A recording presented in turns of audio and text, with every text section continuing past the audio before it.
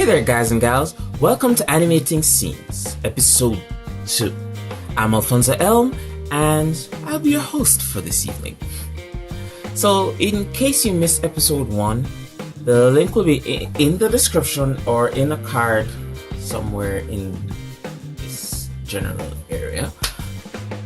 What we discussed in that episode was the design of our character. We essentially made the character that we'll be animating throughout the series. Now in this episode, what we will be doing is we'll be creating a quick piece of concept art with our character in it.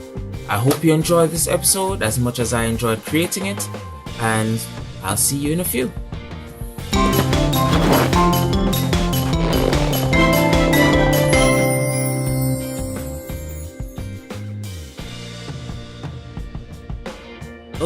Okay, let's get this party started.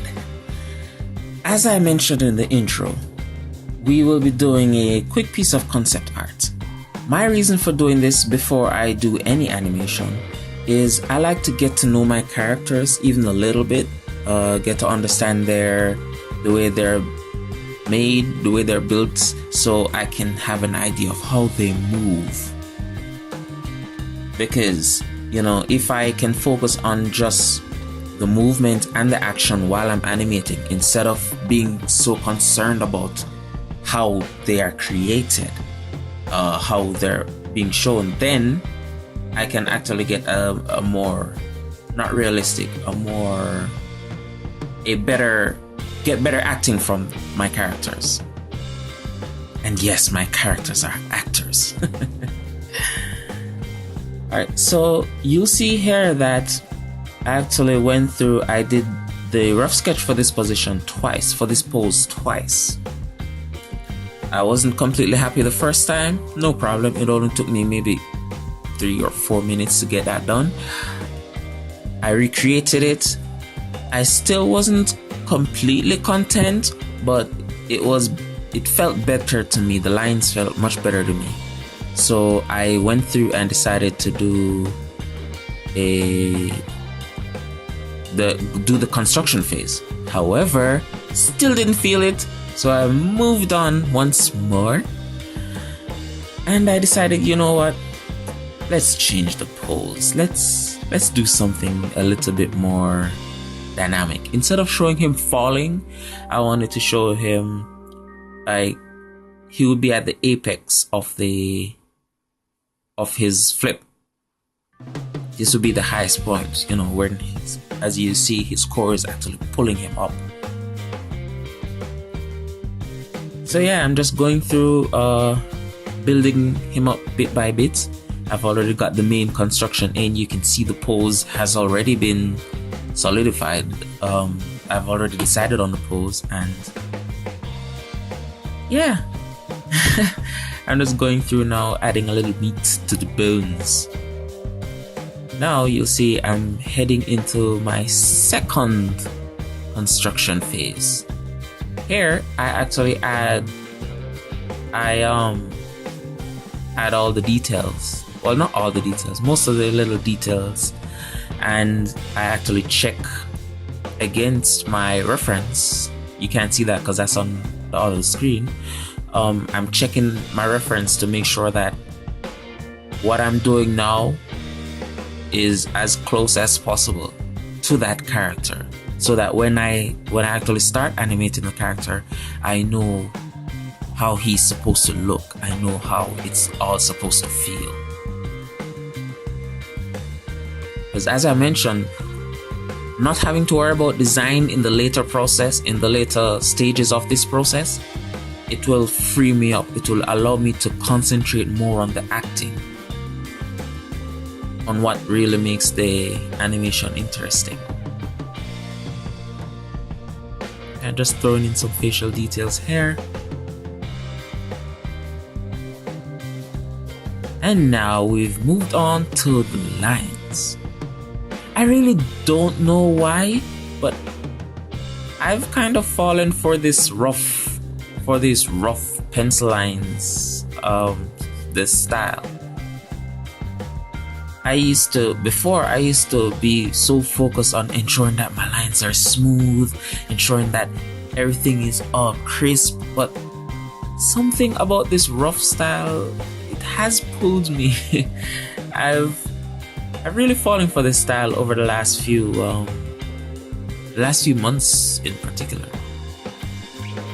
If you follow me on Instagram, you'll notice that my pieces no longer come with those perfectly smooth lines that I'm trying to do, like I'm using vector. This isn't vector. This is raster, I mean, I'm not gonna leave it looking terrible, but it doesn't have to be completely polished all the time. Especially considering the amount of artwork that I put out. So yes, we've resized the sheet, and now I'm going in,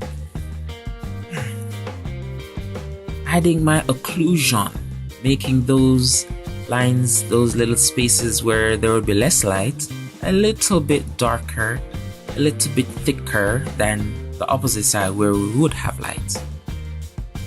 And yes, all these little things count. Even for an animation, you'd be so surprised the difference it makes.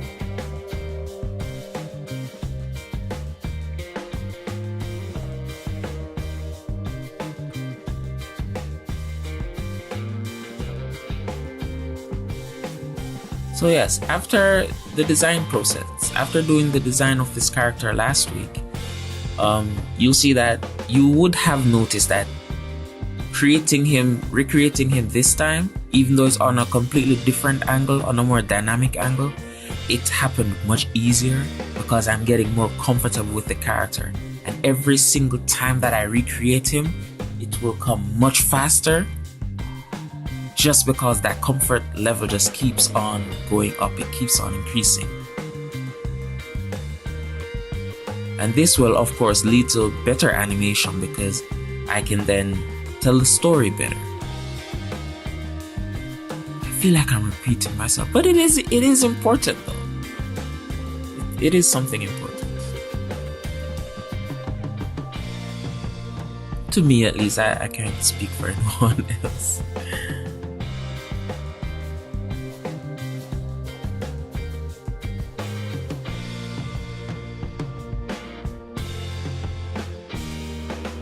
Oh, so for this illustration, I did something a little bit different for the background. You'll see it in a bit. But at the end of the process, I was happy with the pose. I was happy with the rendering and all. But I felt like something was missing. So what I did a quick image search. And I got, since he's a ninja sleeper, of course, I decided to get an Asian style room, a large Asian style room, and I tossed that into the background. I haven't done it yet, but you'll see it. You'll see it in just a bit.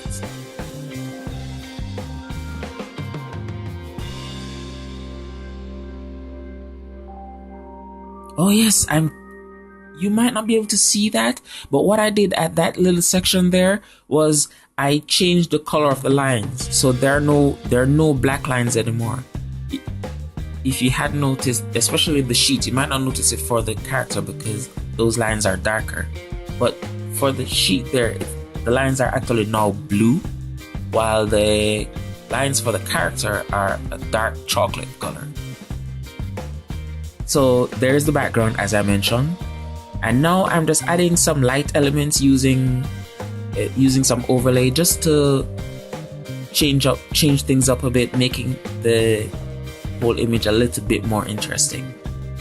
Adding my gradient map to do the same, and voila, that's a concept for you. Now, I truly hope you enjoyed this episode. I enjoyed bringing it to you, and I'm looking forward to episode 3, which comes out on next week, Saturday. Thanks for watching.